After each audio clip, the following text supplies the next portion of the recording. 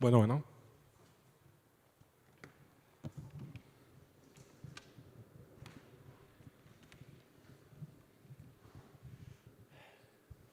Well, hello everyone. ¿Qué tal? Buenas noches. Foro Mutante de NODO les da la bienvenida a esta plática con Genesis Breyer P-Orridge. Pues un aplauso de nuevo.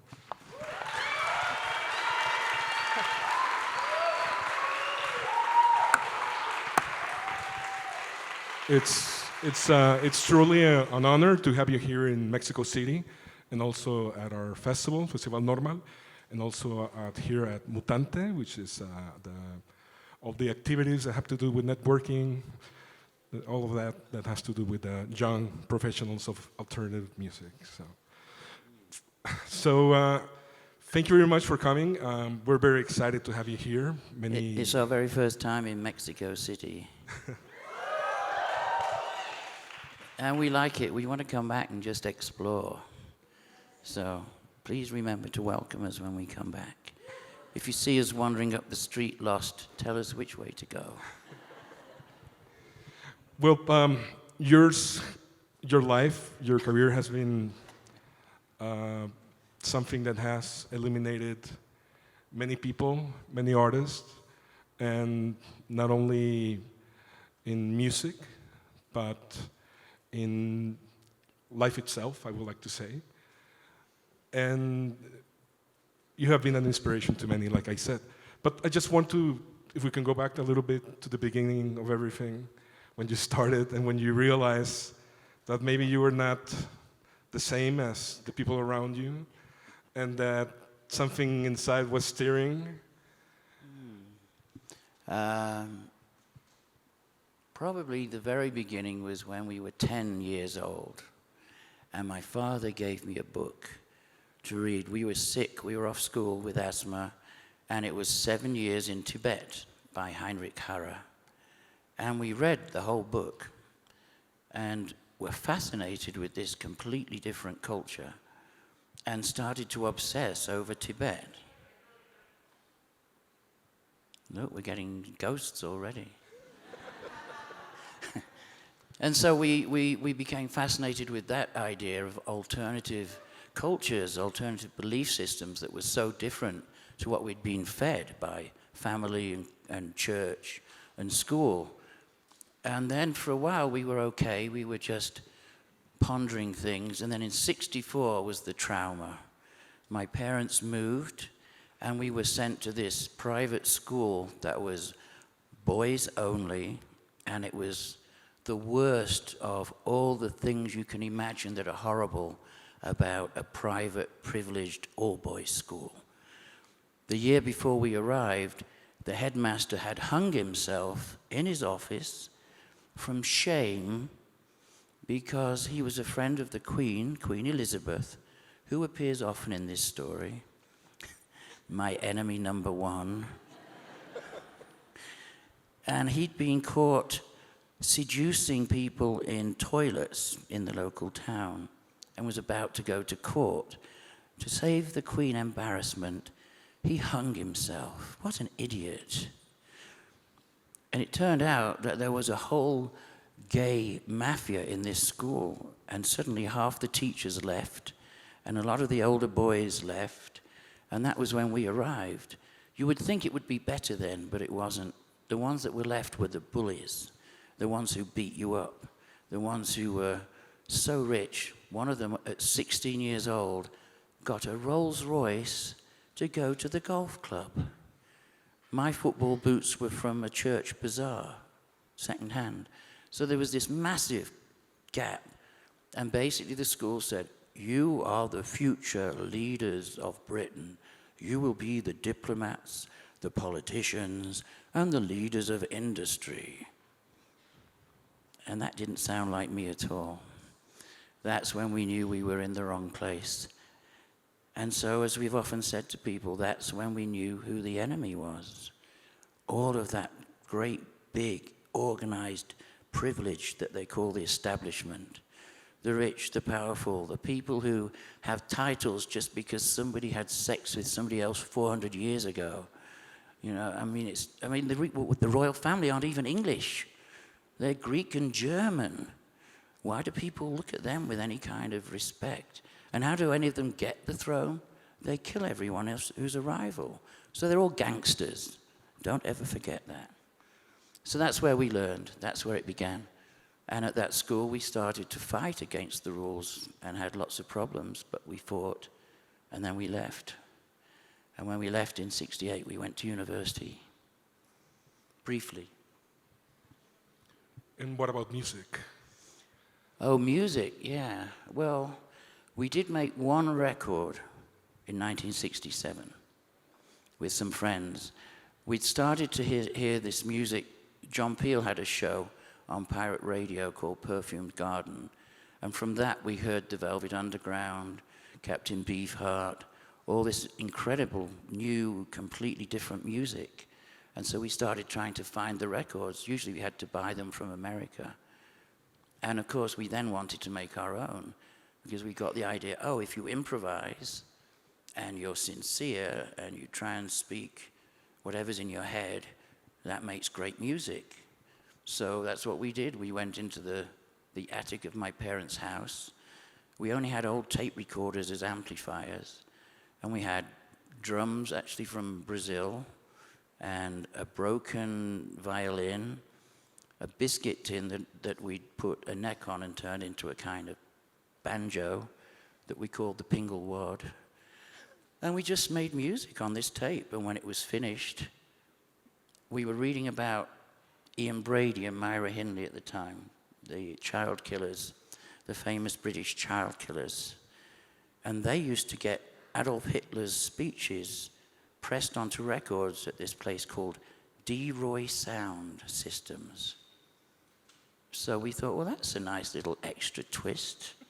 So I sent the tape to D-Roy Sound Systems with just enough money to make one copy of the record, which still exists, amazingly.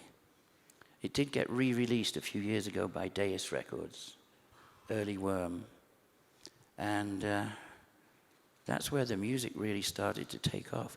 But my father always took me to see jazz. He was a jazz drummer before the war. And so he took me to see Buddy Rich and Buddy Rich and Count Basie, Duke Ellington, all those kind of people, and played a lot of jazz in the house. And that's where my obsession with improvising around a theme really took root. And we still work that way to this day. You said that in that era, musicians they have little resources to make music, and they would maximize those resources. Yeah. To be creative. You have mentioned that we as humans should do the same. Did we say that? Yes. Well, we agree with me. We were very lucky. We got hold of a copy of Silence by John Cage. And we were reading that, and it became obvious that what is a beat? A beat is only when something happens twice. It doesn't matter how long the gap is. If you hit something and eventually hit it again, that's the first beat. And what is music? It's just sounds organized. There are no rules. That's all it is. What are instruments? Things that make noises that you can play with. And once you've realized all of that, there's no limits to the imagination and exploring. And even with the straight groups, the rock bands, they were starting to learn to use studios to maximize effects, to get psychedelic effects. Wah-wahs became more common. Echoes became more common. Phasing with real tape phasing. So anyone who was really trying to say something original was pushing the envelope of whatever was available. But for us, it wasn't enough to make it within the structure of traditional music of any type. It was break it all. Why do anything that someone did before? Break it, and when you've broken it, break that. Don't ever think you've reached the end of the idea. And we're still trying to get there. And that's probably one of the things that it's so outstanding in the musical career of Throbbing Gristle. I'm just thinking of that example. That when that happened, it sounded like nothing else that was there. Yeah. And Well, that's a really good example. We were still at one point, we were still called Coombe Transmissions and doing what later became called performance art, but we were getting frustrated. We were starting to be accepted by art museums and art galleries, and that wasn't what we wanted.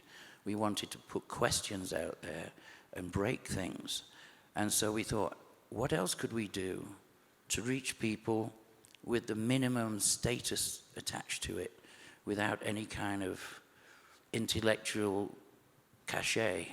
And what we thought was music. Music is the thing that touches the most people worldwide in the easiest way. So let's change from art, let's make music. And now how do you make music?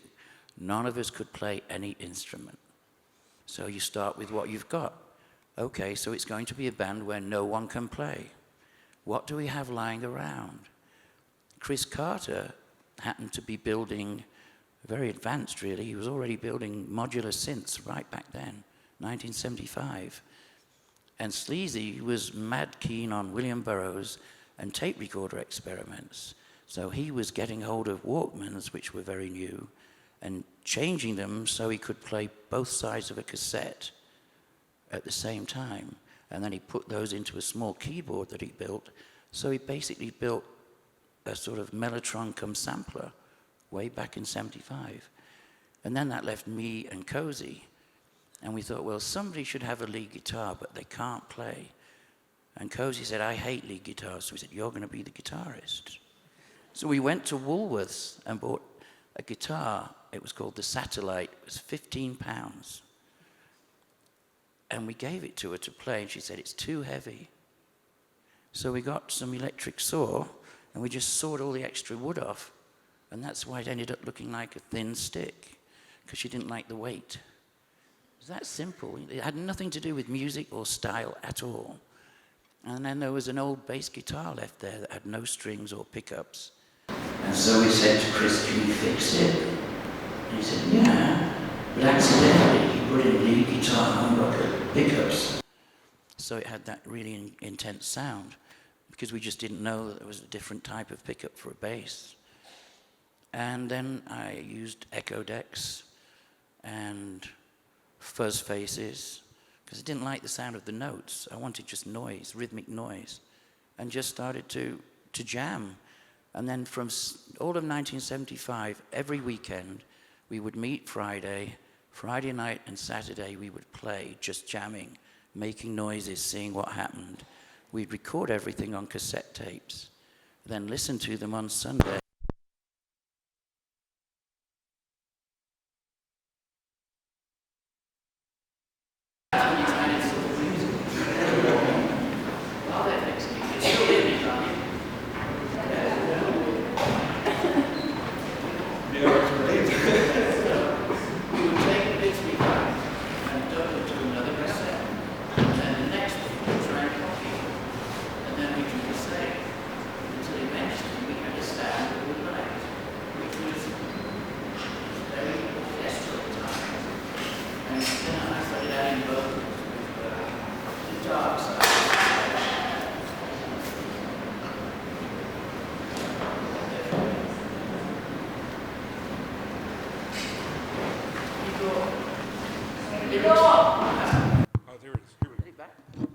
Yeah, we were thinking that Bob Dylan had released the lyric to an extent. Lou Reed had released it further into the underbelly of society, but we wanted to take it down so that it was journalism, that it was about all the worst aspects of society and humanity that are normally hidden away, that aren't discussed in that sort of arena of music. And so that was my idea, was to just bring in lyrics that were completely different and not based in being in love or not necessarily, but just something that appealed to me. Often it was a book we were reading. Persuasion was based on a book by Colin Wilson, who talked about a serial killer, and he used to put his trophies in a box. And we changed it because whenever we had a lover, we would ask them for a pair of panties, take a Polaroid of their vagina, put it in the panties and keep them in this biscuit tin. There really is a biscuit tin. I got a little biscuit tin to keep your panties in. So it's a mixture of fiction and document, personal life, jumbled up.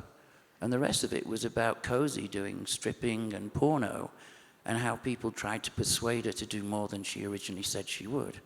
That whole song contains a whole sort of like a film of what was happening to us at that time. It's now one of the classics, but most people don't realize that it was very intimate at the beginning. There was also an aesthetic, to Tropic Gristle that I think it's probably one of the longer lasting aspects, because that has, transcended time. People started dressing the same way, and there are certain visual aspects that have this powerful imagery that it's still relevant today. But I don't know how you landed on that. That was basically my fetish. When we were at that school, the one we hated, we had to be in the cadets, the Army cadets, every week, all Monday afternoon and all Saturday afternoon. And we had to march up and down, up and down, up and down. And we had a rifle range where we could shoot rifles. We had 25-pounder artillery. We had machine guns. We had mortars. And we were all allowed to play with these. And we developed this love-hate relationship with the military, what it was used for. But also there was this interesting aspect of getting badges and stripes when you achieve something. And that idea always appealed to me. It still does. With Psychic TV, we still make patches and badges and so on that we award for people who come to certain events, or they can get them online. And the mods used to do it at the same time, in that same era in the 60s. When they went to soul outings on the weekend, they would get patches for their parkas to put on their parka to show which ones they went to. So there's a long tradition, certainly in my culture, from what we experienced, that badges and uniforms have a certain appeal to me that's not even rational, really. It's a true fetish. And so it was also the idea of clothing. We thought, okay, we've done music that has no musical structure. What about what we wear? What about army clothes and camouflage? That's clothing that's meant to get dirty and not seen. And it's got lots of pockets and it's functional. It's got nothing to do with style. That's an interesting idea for clothing. And that's what drew us into the idea of camouflage and military clothing and so on. There was a great moment when we got to know the people who did Sniffing Glue, Mark Perry. And he wrote that famous page, "Learn 3 chords, form a band," which was the punk gospel. And we wrote back to him and said, why learn any chords? And that's where it splits between punk and industrial, right there. They're still playing games with the rules and the regulations. They're playing rhythm and blues and garage music. And they all tried to get major record deals. All of them. We didn't want one. Virgin approached us after the first album and tried to sign us and said, would we send them a tape of what we did? Because they'd only read reviews. So we got a cassette, hit it with a hammer so it wouldn't play, and sent them that. They never got back to us. But we started our own label. It was the same thing. Why do it how it's always done? Sleazy worked for Hypnosis, and he used to do lots of album covers for Pink Floyd and Genesis and all those people, Paul McCartney. And he grew to really hate that job. He told me a great story about Paul McCartney. I have to tell you this just because I want you to know what a dick he is. Not sleazy, Paul McCartney. So Paul McCartney asked Sleazy to do the cover design for Venus and Mars. And Sleazy used a pool table with two, whatever they call the balls on the table. And apparently, he got a message. Paul really likes the design for Venus and Mars that you've done. He'd like to say thank you. And so Sleazy goes, okay. Would you come to the office in Soho Square? Sleazy went. He went into the room, ushered in by some secretary, and there's Paul behind a big desk. And Sleazy stands there, and Paul looks at him for a while, and he goes to this other secretary, he goes, tell him I really like the design of the album cover. And the secretary says, he really likes your design for the album cover. And Sleazy says, oh, thanks. And then Paul says, tell him I'd like to give him a gift because I'm so pleased with it. He wants to give you a gift because he's so pleased with it. And then Paul rummages around in a drawer and pulls out a mass-produced cheap watch with a picture of his face on it. Hands it to the secretary and says, please give this to him to show him how pleased we are. And then he was ushered out. What a dick. What a horrible little man. So don't go in the rock and roll business. You could end up like that. And that's not the only one. He told me many good stories. But you were talking earlier about humanity, and we kind of dodged it, but all these techniques that we've been talking about can also be applied to your life and to how you perceive life and how you decide to live the life that you live. And once you realize that you have an open book with blank pages and that you can write the narrative of your story, that's when it gets really good fun and interesting. And that's when you set yourself free from all those other people that we've mentioned, all those different ways that they try and intimidate you and bribe you and bully you and treat you as if you're inferior. You know, they even say they've got blue blood. The aristocrats in Europe, oh, we've got blue blood. We're superior. Because they've all been having incest for several hundred years. It went blue, didn't it? Maybe that's why they say pornography is blue. Like race, gender, has come to be an artificial construct, from society. How do you break away from that? Because those things that you said you have to fight against. Well, it's not so much about gender. That's always the easy way to view things, but it's actually about identity. But even more so, it's about the either-or view of a universe or the world or life. Things are either good or bad, or black and white, or Muslim and Christian, or female and male, on and on and on. The world has been constructed for about 2,000 or so years based on this idea of either or. Why is it done that way? Because then you can have people who are different to you.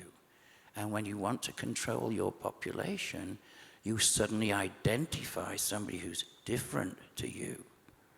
And you attack them. And you say, they're the problem, not my corruption, not my greed, not my violence. They're the problem. Can you believe, I'm sure you can, that the American election was basically won on who used which toilet? That trans people were using the appropriate toilet for themselves, and nobody had complained. Nobody. And suddenly, it's this huge issue. And what it did, it restarted, there's an either-or. They're different, they're corrupt, they're not like you. Be afraid. Attack them. Attack anything different. What are you scared of? What's different? That's bad too. We got the whole bundle this time, didn't we? And we apologize. We're English, we can't vote. but if we could, we would not vote for that fucking idiot either. And we apologize for what he's been saying about this country.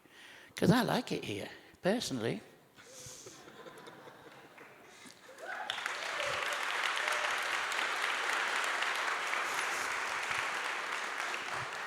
You know, so all through life we've been not accepting any stereotypes as being fixed or the answer.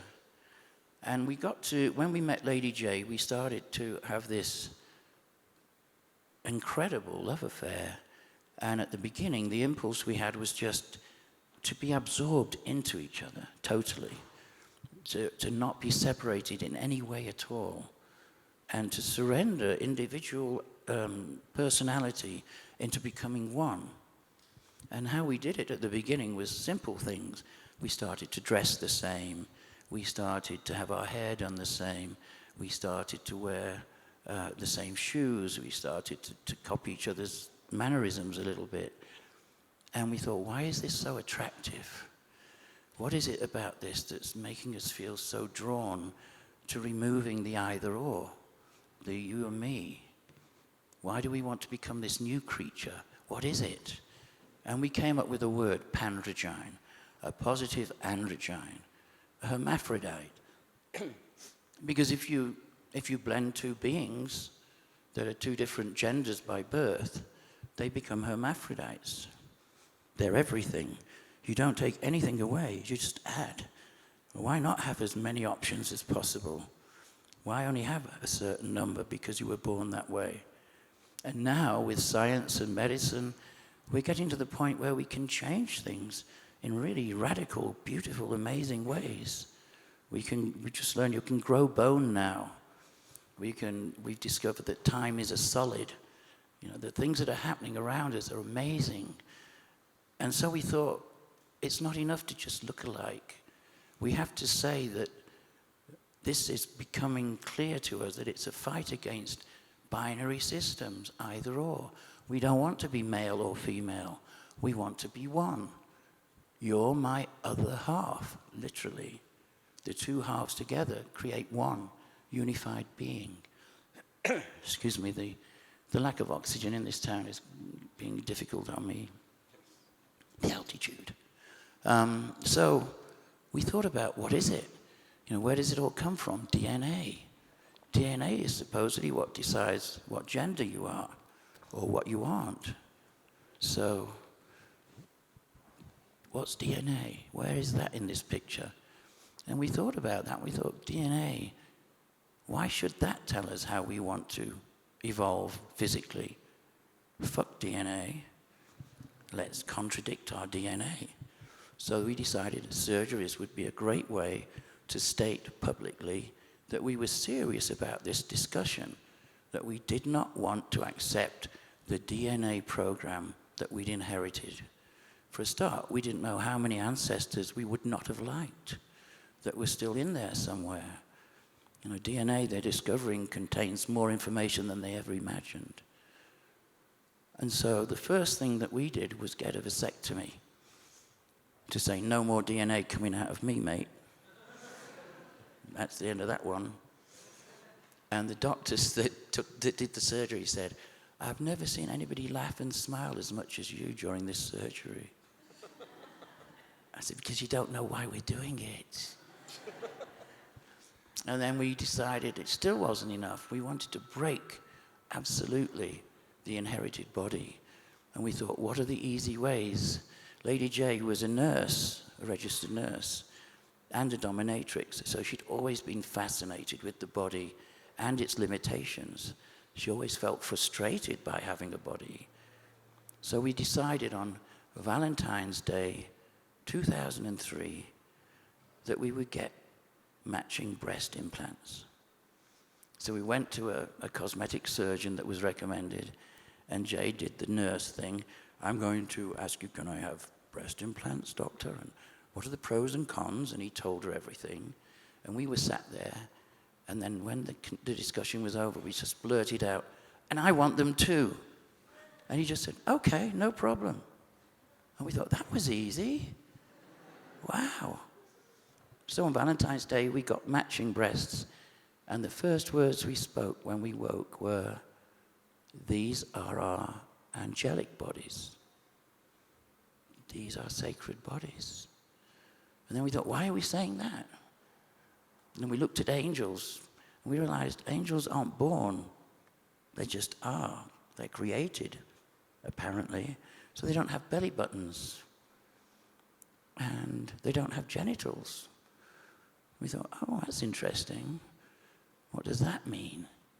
And so the process is questioning. You go from one question to the next. You come up with an idea that you feel might expose deeper meanings. And then you, hopefully, have the courage of your convictions and you follow through. Now, that's not for everyone, but it was for us. And we've had a lot of joy out of all of that. And it's really touched some kind of emotion in people because it's spread right around the world. This idea that it's not either or, it's not going from male to female or female to male, which is fine. We applaud anybody who decides to change their DNA program. But Jay came up with a way to explain it. She said, some people feel they're a man trapped in a woman's body. Some people feel they're a woman trapped in a man's body. A pandragine just feels trapped in a body. And there's the difference. And that's why it's not gender.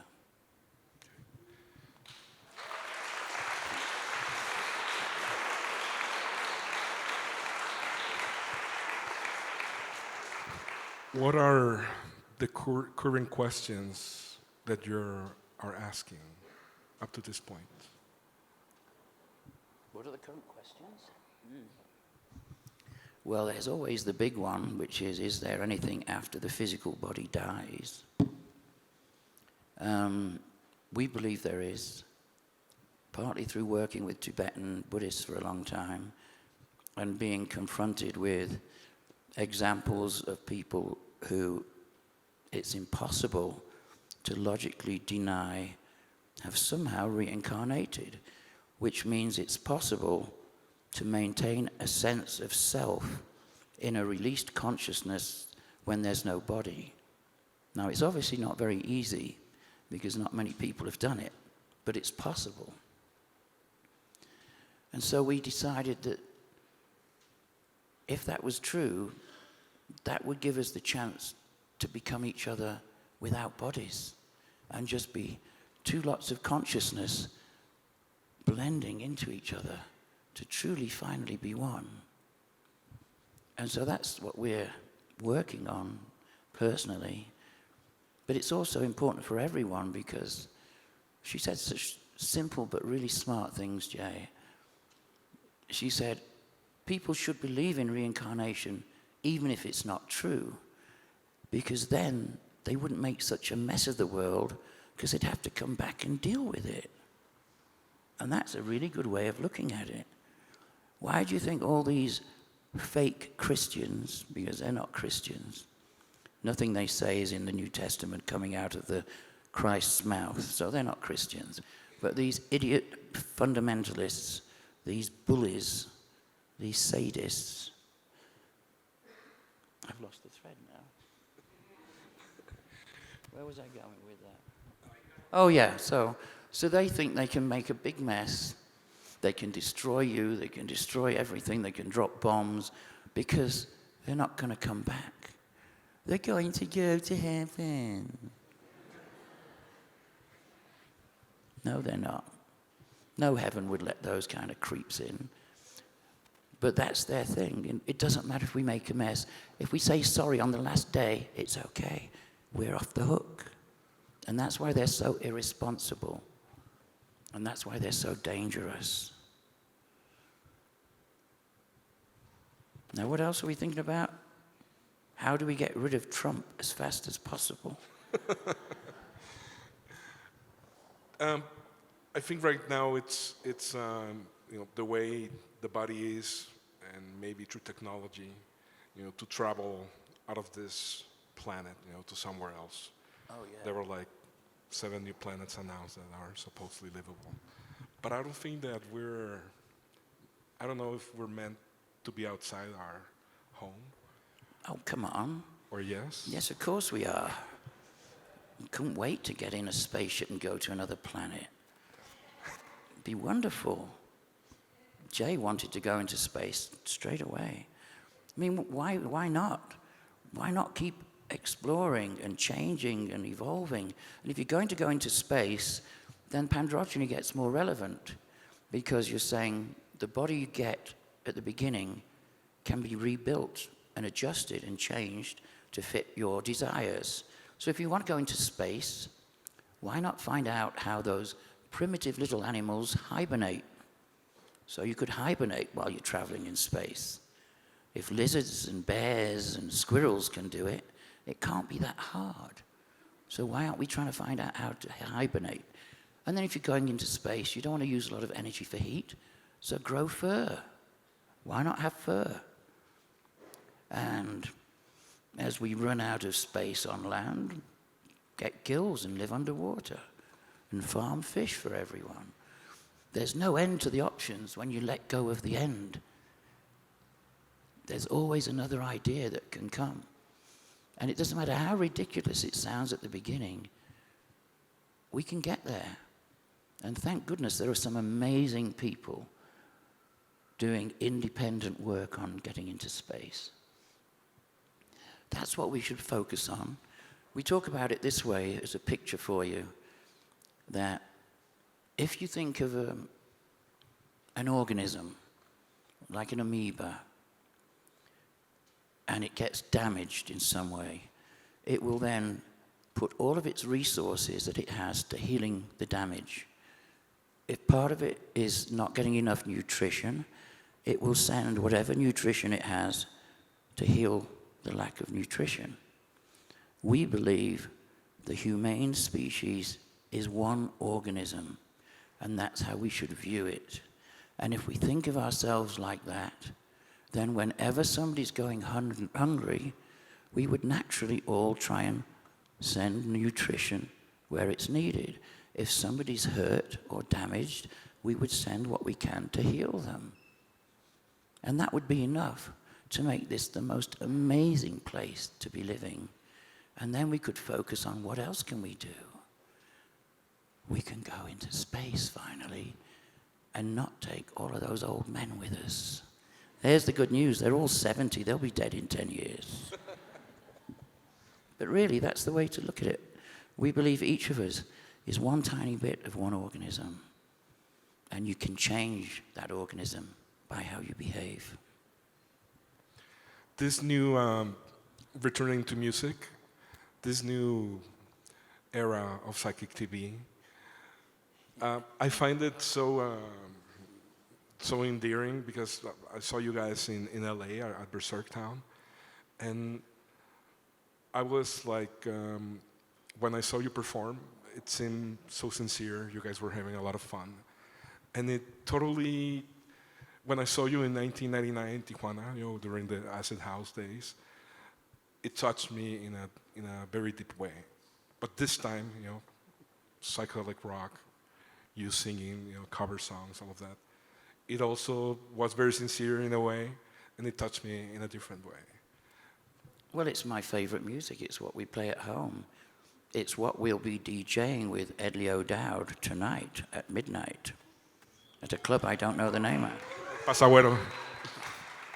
And we like to think of it not just as we love the music, but also what you were saying at the beginning, that music is made unique, and they're all trying to be different from each other.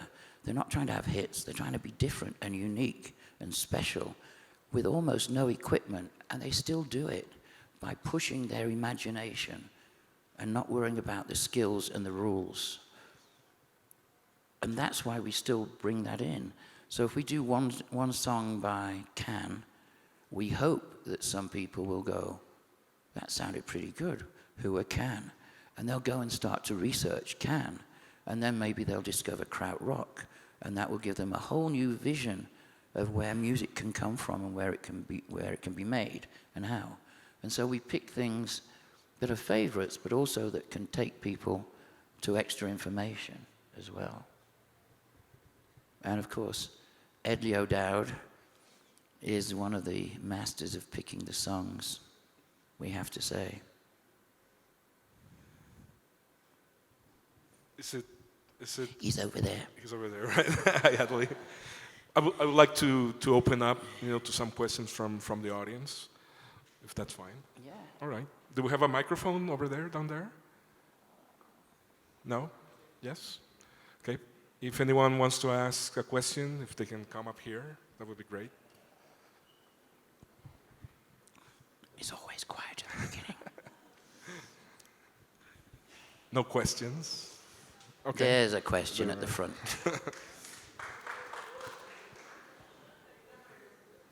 Hello, Jen. Hi. My name is Hugo. Actually, this is the third time we're meeting.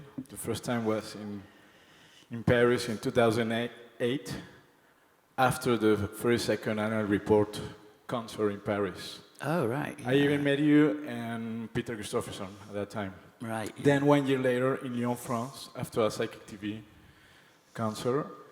And that was in 2009. And in the last years, as you already mentioned, my friend here mentioned your work and also Peter's work, Cozy's work, Chris Carter's work has been very, very inspirational for me because I created a music project where I don't follow rules. I created my own label. Can I ask you, is this a question or is this your life story? No, actually, yes, you're right. This is not a question. I should have started by that. This is not a question. So the thing is that your work has been the seed of my inspiration, and I would like you to offer my discography. That's all, later, right? We have to confess, the band will tell you it's true. We never listen to music at home, ever. Not even ours, except if it's a mix. All right. And as soon as it's done, that's it. Don't even have a record player. Sorry? Or speakers or anything. Well, actually, I do have a question about... No, you've got to give someone else a turn. Sí, now. vamos a tomar otra pregunta. Y digo, vamos un poquito tarde, entonces probablemente sea la buena pregunta. What time? Esa es la What pregunta. time tonight? It's, Pasagüero? it's midnight, isn't it? Sí, tocan a medianoche. Perfect. Thank you very much. I think it's midnight. Bueno, una pregunta más y con esto cerramos la plática. Hi, Jen. Aye. I'm actually asking this question on behalf of a friend who couldn't be here. It's about the conception of the body. In terms of androgyny, how is the conception of the body different as the general perception of the body? I mean, I understand the idea of the other half, but how does the... It's an accepting of the fact that it's malleable, it's not fixed, it's not sacred, it's not the end story of that body. That body is just a vehicle. As Tim Leary used to say, a human being has a body mainly to take their consciousness around, to be mobile. Jay used to say, it's a cheap suitcase that carries consciousness. So the body is this possible tool that you can use in many different ways. And with pandrogyny, the idea is to use it to the maximum number of ways that you can imagine, even if they're totally different to what we've thought. In fact, we would hope they would be. So it's just accepting the idea, this is just stuff, temporary stuff. And it's malleable and changeable, and it's pretty random, really. It depends which two people had a short, sharp electrical discharge in the genitals 9 months ago. And that's the reason you've got a body. It's that random, you know. So keep it in perspective. And then think, what can I do with this gift? How can I change it to something amazing instead of something malleable and just random? How can I turn it into something that's holy to me, if you like? Because The idea of consciousness is what's really interesting, no? Well, consciousness is what you really are, of course. Muchas gracias. Pues damos las gracias a Genesis Breyer P-Orridge por estar aquí con nosotros. Thank you very much. Thank you all for coming out.